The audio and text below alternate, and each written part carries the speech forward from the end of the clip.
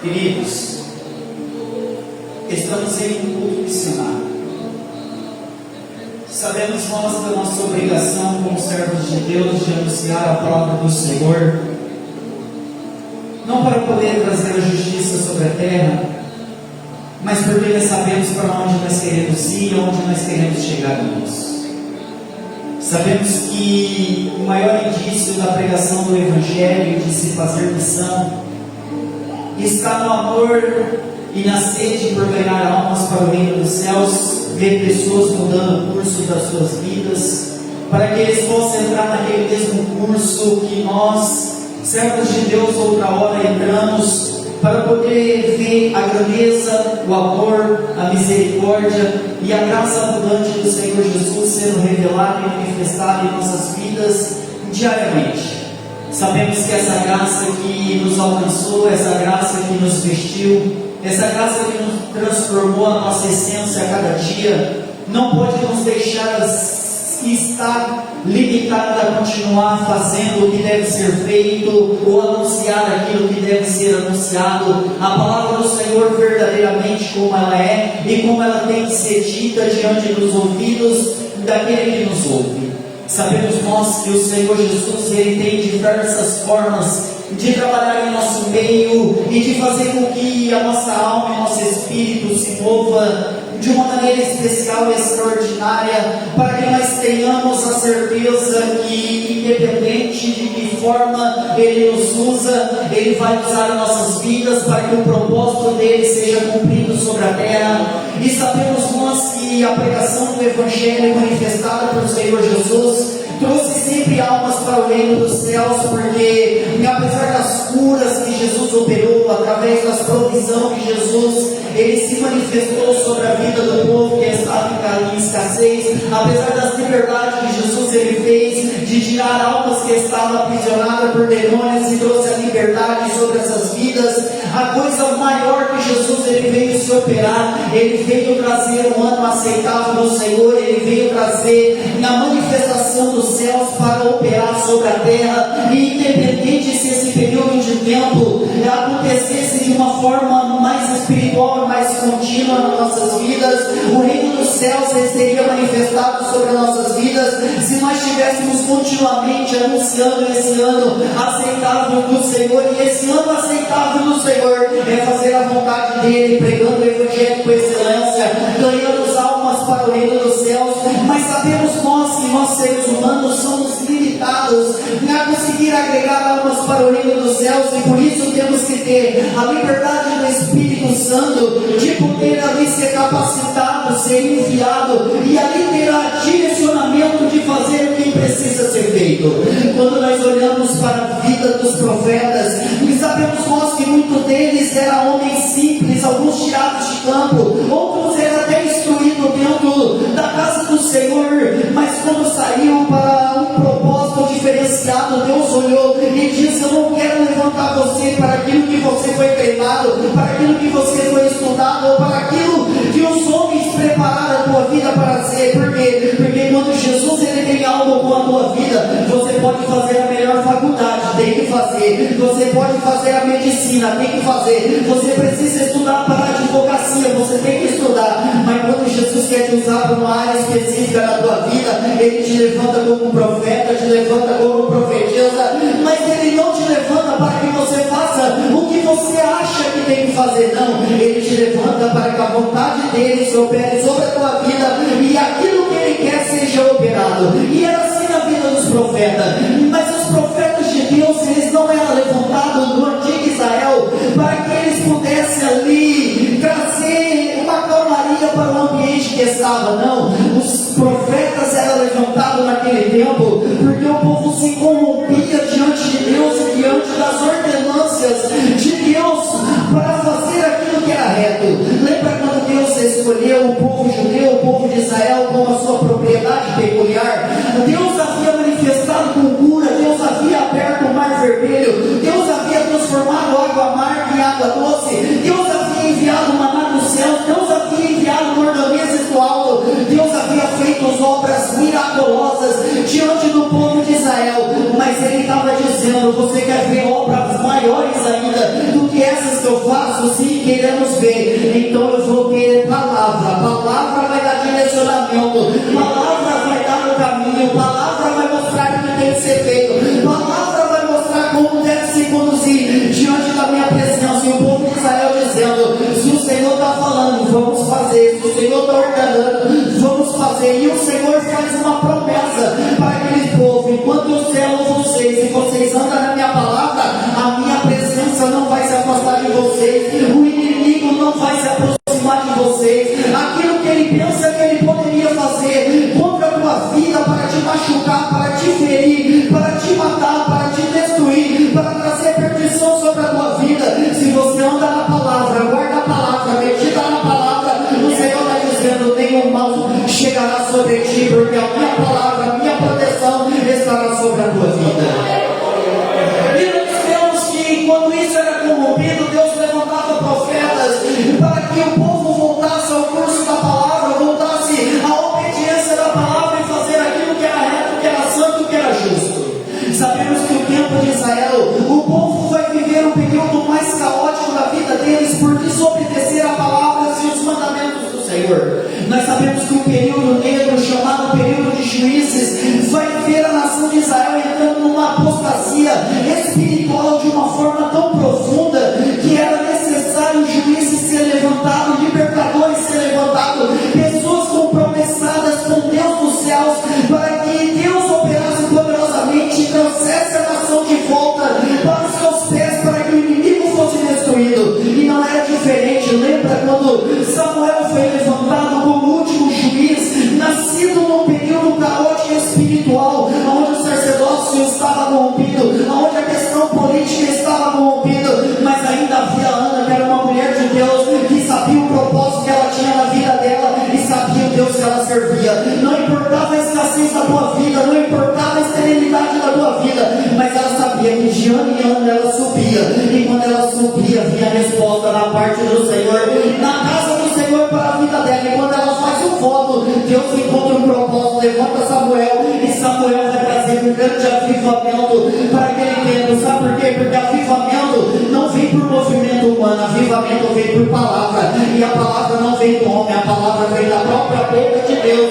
E é por isso que palavra traz avivamento, e é por isso que palavra traz transformação, e é por isso que quando Samuel levantou, Israel ainda prevaricava contra o Senhor, ele estava dizendo assim: sabe por que vocês são derrotados? Porque vocês deixaram os mandamentos do Senhor. Sabe por que vocês perdem a batalha contra os filisteus? Porque vocês deixaram de observar o que devia ser observado. E quando ele se chega diante de Samuel e diz assim: Samuel, o que devemos fazer? E Samuel diz assim: primeiramente, se arrependa dos seus pecados, se arrependa das suas faltas, se arrependa dos seus erros, e depois eu intercederei perante o Senhor por vós, e o Senhor vai dar vitória para vocês. Sabe o que aconteceu? Deus deu vitória para Israel, um grande terremoto veio, soterrou os filisteus, e o nome do Senhor foi glorificado. Quando há arrependimento, Deus move o sobrenatural.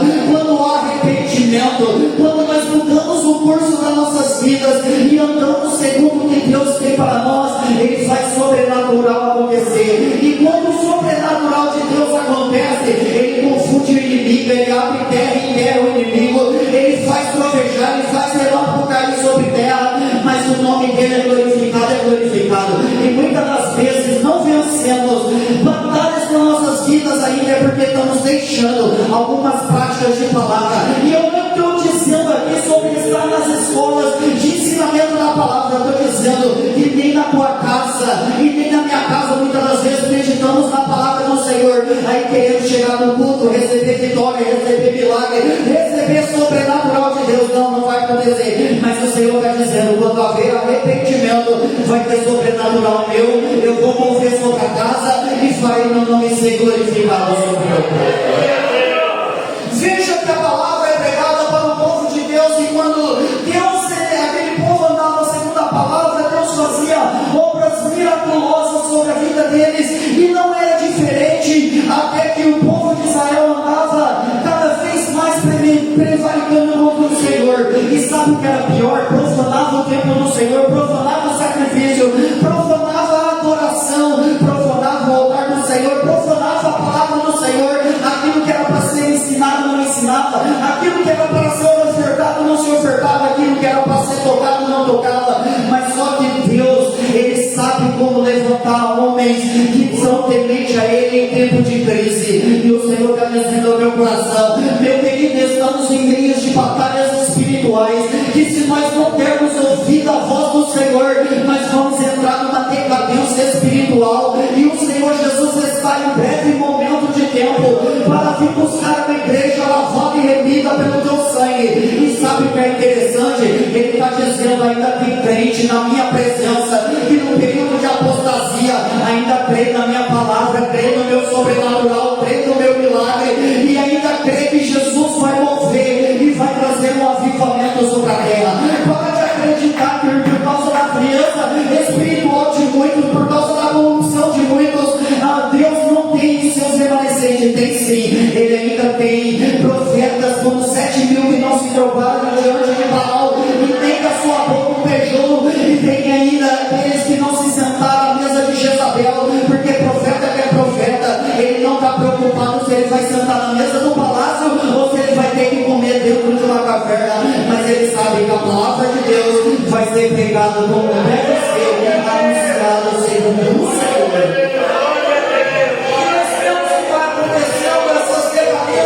Espirituais, por deturpar a palavra, por se corromper a palavra, por não observar a palavra do Senhor, por não se fazer o que deve ser feito segundo a palavra.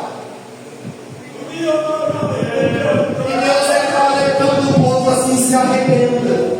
Deus está alertando o povo, muda o curso da vida de vocês, e o Senhor está alertando o povo, eu vou trazer destruição sobre vós. Só que o povo não está ouvindo a voz de Deus. Só que quando nós chegamos no livro do profeta Jeremias, o capítulo de número 36 nos mostra um período de graça, nos mostra um período de misericórdia, mas nos mostra uma ira e uma justiça de um Deus todo-poderoso e sublime, que ainda opera sobre nossas vidas. Porque Deus, Ele não trará destruição sem antes trazer alerta para o teu povo. Deus, Ele não manifestará a sua justiça sem antes Ele não demonstrar primeiramente a tua graça e a tua misericórdia em favor do teu povo. O Senhor, Ele vai nos alertando, como vem nos alertando nos últimos dias na igreja do Senhor, que nós precisamos observar verdadeiramente aquilo que nós praticamos em nossas vidas e no nosso secreto para com Deus. A Bíblia nos mostra que o período do profeta Jeremias era um período que o povo estava fazendo muitas abominações diante dos olhos do Senhor.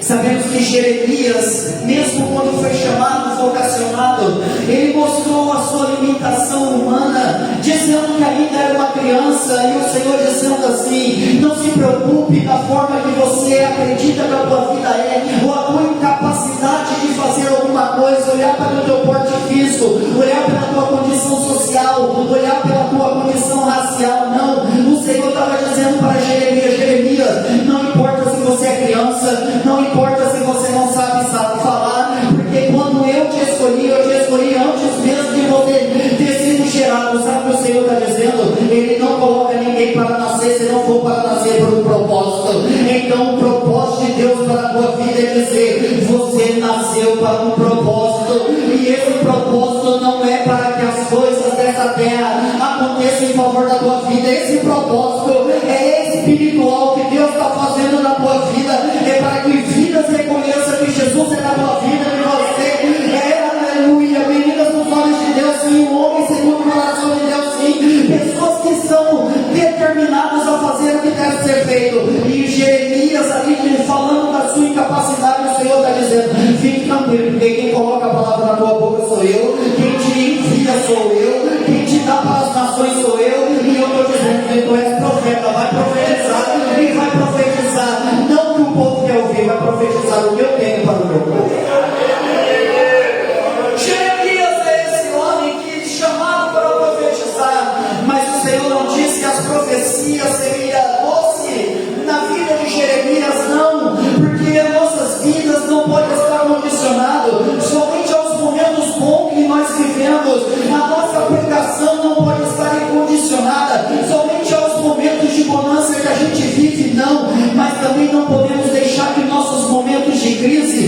influencia a mensagem que vem dos céus. Não podemos também deixar que nossos momentos de tempestade influencie aquilo que dos céus tem vindo para nossas vidas. Sabe por quê? Porque quando somos profetas do Senhor e temos a palavra do Senhor, temos que ser fidedigno com aquilo que Ele fala aos nossos corações para a edificação do corpo de Cristo.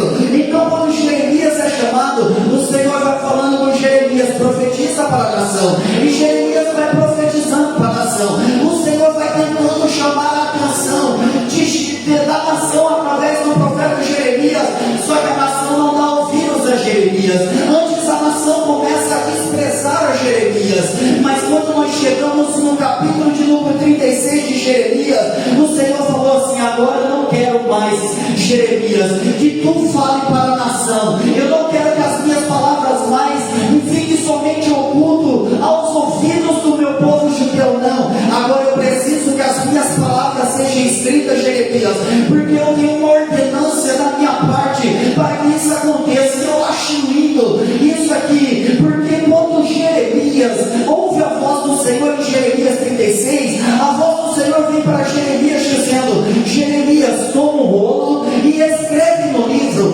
todas, não deixa nenhuma, não esquece vírgula, não esquece tio, não tira e nem acrescenta o que? Todas as palavras que eu tenho te dado, Deus, no reinado de Josias até o reinado de hoje, até o reinado de Jeoaquim. E para que isso, Senhor? Porque eu preciso levar a minha palavra para dentro de um lugar onde você não tem podido entrar. Mas o que eu acho interessante em Jeremias é que Jeremias só pode anunciar a palavra porque ele ouviu a palavra, e quando ele ouve a palavra, ele guarda a palavra, e quando ele guarda a palavra, ele tem a capacidade de anunciar a palavra para que alguém a escreva. Aí quando nós vemos Jesus dizer assim, que a boca só fala do que o coração está cheio, por isso que da nossa boca não pode sair duas fontes, amarga e doce. Ou nossa boca está cheia da palavra, cheio do amor, cheio da graça, cheio da misericórdia de Jesus. Não tem como nós liberarmos palavras torpes da nossa boca, porque nosso coração está se alimentando de palavra, e a palavra é de Jesus. E é isso que Jeremias está nos ensinando através dessa palavra. Eu só posso escrever aquilo que eu ouvi e guardei no meu coração. Então o que está guardado eu posso anunciar. E se eu posso anunciar, alguém vai ouvir e vai poder escrever as palavras. Aí ele vai chamar Baruque para que Baruque escrevesse. Mas quando Baruque está escrevendo as palavras da boca de Jeremias, Jeremias recebeu uma ordenança da parte de Deus dizendo assim: envia Baruque para que Baruque entre na minha casa e anuncie as palavras. Por quê? Porque Jeremias não podia entrar dentro da casa do Senhor. Não é aqui, mas eu preciso falar. Tem muitos lugares onde nós estamos indo, e tem muitos lugares que temos ouvido coisas onde verdadeiros profetas do Senhor não têm liberdade de entrar para anunciar a verdadeira essência do Evangelho de Cristo.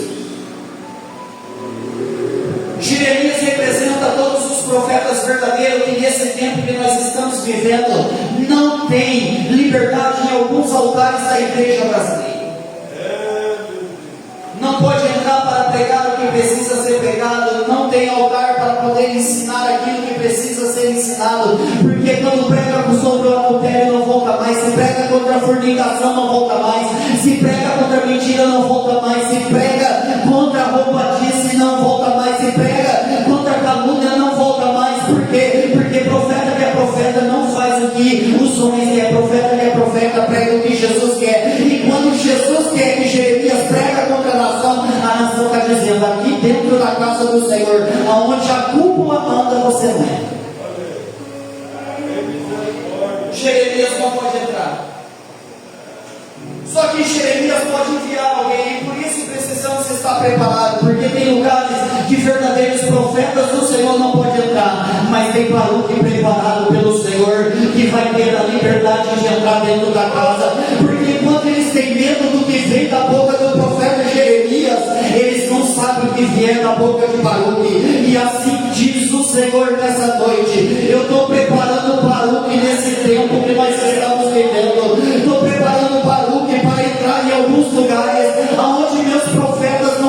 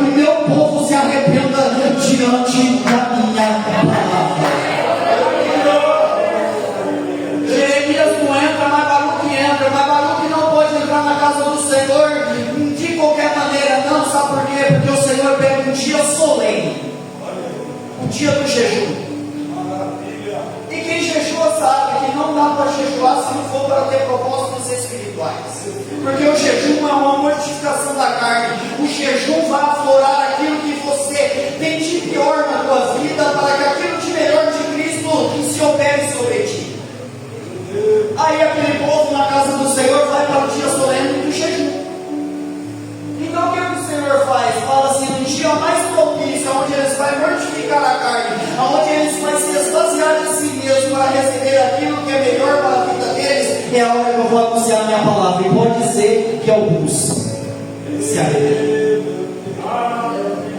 Pode ser que alguns se arrependam. Baruque chega, depois que os irmãos lêem com calma Jeremias 36 completo. E Baruque vai ler.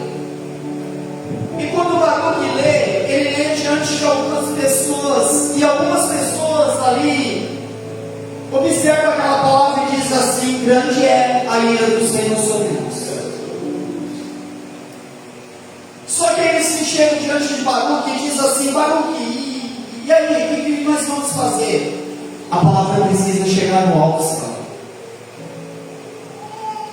Então eles descem e começam a anunciar a palavra do Senhor. E eles se chegam àqueles que têm a maior autoridade, que são o rei Jeoaquim e os príncipes que estão ali, os servos de Jeoaquim.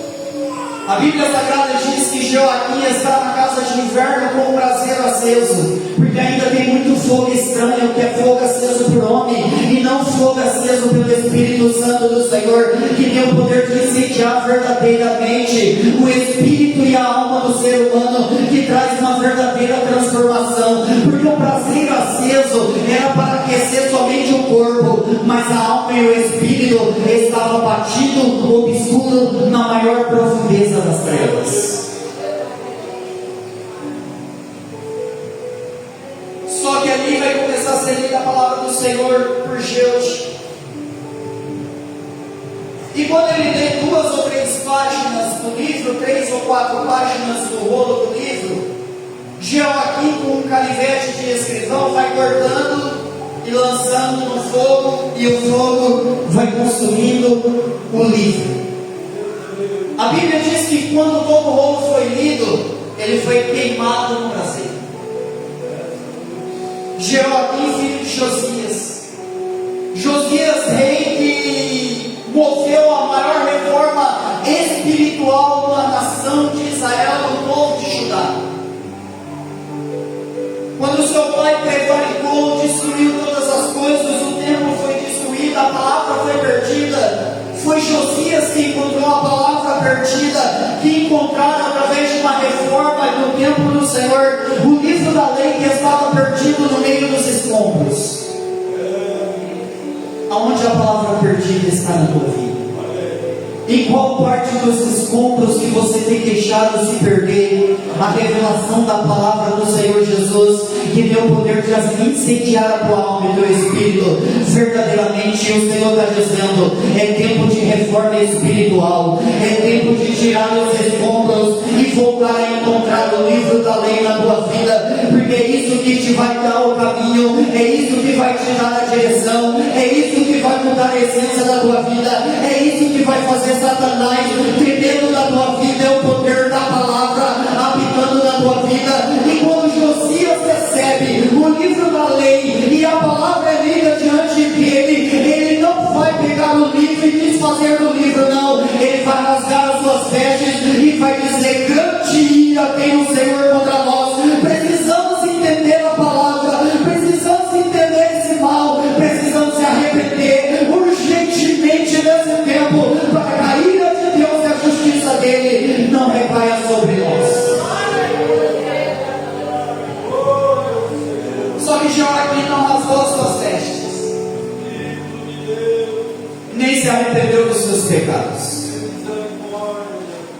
Só que aí que está o mistério, que eu encerro. A palavra não está limitada naquilo que foi escrito. A palavra não está limitada naquilo que foi selado. Porque a Bíblia Sagrada nos diz que quando ele vem no rolo, veio a palavra do Senhor novamente a Jeremias, dizendo para Jeremias: Jeremias, toma outro rolo e escreve nele, Jeremias, as palavras que estavam no primeiro rolo de Jeoaquim, rei de Judá, queimou. Jeremias, não é para tirar nada do que estava no primeiro rolo, E quando escrever, o que eu faço? Não, quando você escrever, coloca uma vírgula. Por quê? Porque assim diz o Senhor para Joaquim, rei de Judá. Por quando não se arrependeste diante da minha palavra, porque não se arrependeste diante daquilo que eu coloquei diante dos seus olhos, eu te agi com graça, agi com misericórdia, tive compaixão na vida dele, demonstrei o meu tão grande amor para com a vida dele, mostrei que eu estava disposto a deixar o mal que eu faria contra a vida dele, contra Judá e contra as nações, mas por eles não ter se arrependido, diga para ele que o corpo deles será lançado no calor do dia, na geada da noite, em teu trono, ninguém se assentará mais no trono de Davi. Por quê? Porque a tua semente e a tua descendência visitarei o teu pecado. Cuidado com a justiça de Deus. A graça tem tempo, a graça tem limite, ela superará todas as nossas vidas, mas a justiça de Deus está muito próxima de acontecer sobre alguns de nós, porque não se arrependemos, porque não voltamos para a verdadeira essência do Evangelho do Senhor Jesus Cristo. O Senhor falou muito forte comigo nessa tarde. Eu estou agindo com graça nessa noite. Eu estou agindo com misericórdia nessa noite. Mas vem um tempo de muita ira, vem um tempo de muita dificuldade chegando sobre a terra. Tem dias de muito aperto que está prestes de acontecer sobre a terra.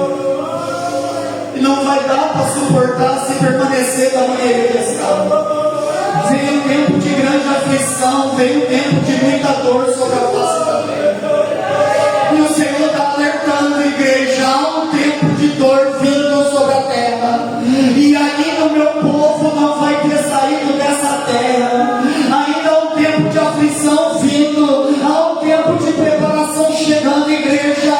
Eu não quero colocar vírgula na tua história para trazer uma justiça minha sobre ti. Eu estou dizendo, é tempo de arrependimento, é tempo de voltar, é tempo de fazer o que precisa ser feito.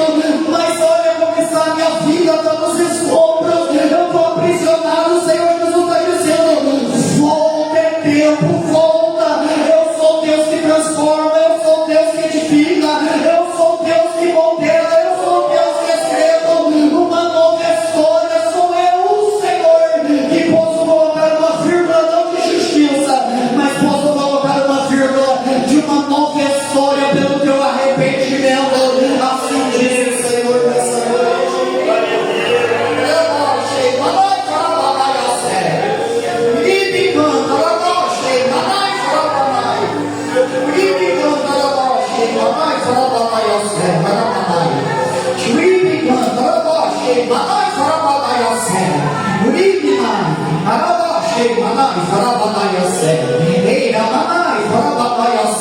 Eu tenho remanescente na casa, eu tenho remanescente na casa.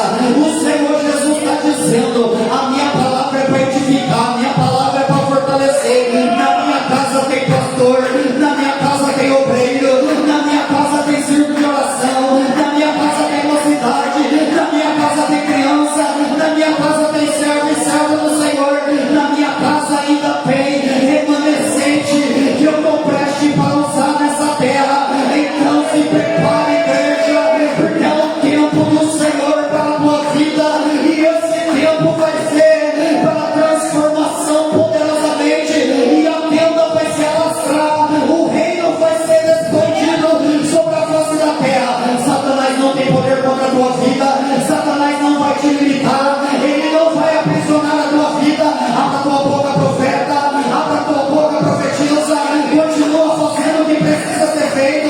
Não tenha medo de dar liberdade ao Espírito de Deus, porque assim diz o Senhor, a palavra que tenho eu colocado no teu coração é palavra para transformar